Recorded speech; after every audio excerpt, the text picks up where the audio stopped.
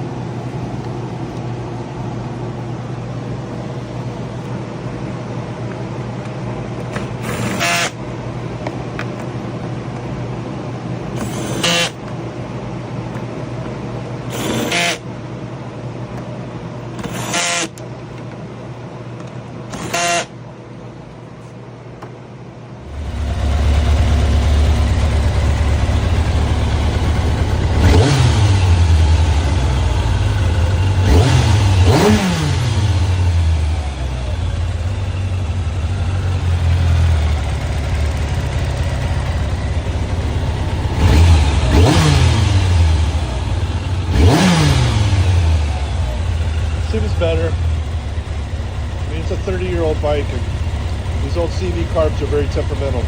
I really don't recommend carburetor bikes anymore in this day and age with the ethanol fuel injection. Is just the way to go.